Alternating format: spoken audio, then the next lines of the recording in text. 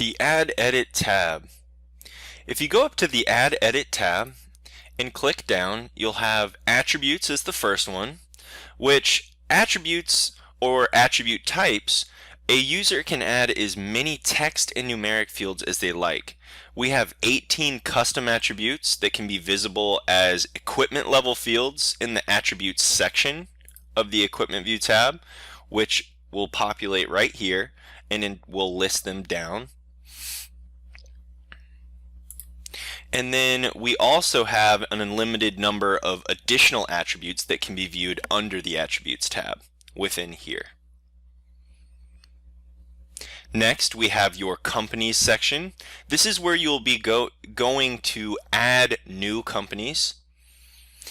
So if I click on Companies, I can take a look at all the companies that are currently in my system. And if I would like to add a new one, I simply go up to the top left corner and say New Item. Next, we have our documentation. So any kind of documents that you would like to house in IndySoft or have IndySoft point to the folder in which those documents are located, we can do that right here. And then procedures for all of your calibration procedures, we can house those here so that when you run a calibration event, you can pull up the procedure as well as pull up the procedure on the Equipment View tab under Cal Procedure. Then we have your employee section. In order to create a username for IndySoft, you will have to first add that individual as an employee. Next, we have your equipment info. The equipment info are going to be the different fields that are located in your Equipment View tab. So as you can see, we have department, description, manufacturers, model numbers, type, vendors. So when I come into the Equipment View tab and I go to manufacturer, and let's say for instance I type in a manufacturer. Well, let's say that that manufacturer didn't exist in my system.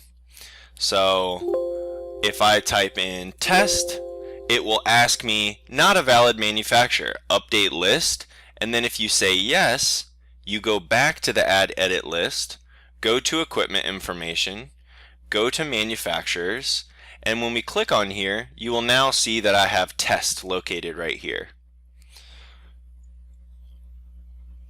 If you would like to add them one by one, you can simply add them in the Equipment View and say Add to List. But if you go to the actual Add Edit Manufacturers, we can always add manufacturers manually here. Now that goes for each of these equipment information sections. So if we wanted to do the same for model number, for type, vendors, etc., you can do that there. Next we have your locations. So crib and bin, this would be pretty much a static location of where your tool crib is located or where the gauge itself is located. So this could be a cabinet and then the bin could be a shelf. And then we also have locations and sublocations, which could be the locations in which you move it away from the crib and bin. And you can use these fields in various different ways, and so it's going to depend on your process. Next we have our parts. So we have our manufactured parts, our component parts, such as potentially batteries and fluids, and then we have our service repair part list. And lastly, we have our system-wide section. System-wide is going to pertain to everyone. This is where we add new schedule types. So if we go to schedule types, you'll see that we have a calibration, a maintenance schedule. You could even create one for preventative maintenance, for a verification schedule. So many different options there. You just simply select a new item and create it. And that will allow you to create a schedule for a different type. And then in system-wide, another one to pay attention would be our units of measure. We do have a comprehensive list of the units of measure, but if you see something that you do not have on this list, you can always add it.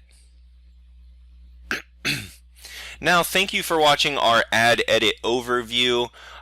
We will be showing some more advanced videos of the Add Edit tab in the future. Thank you.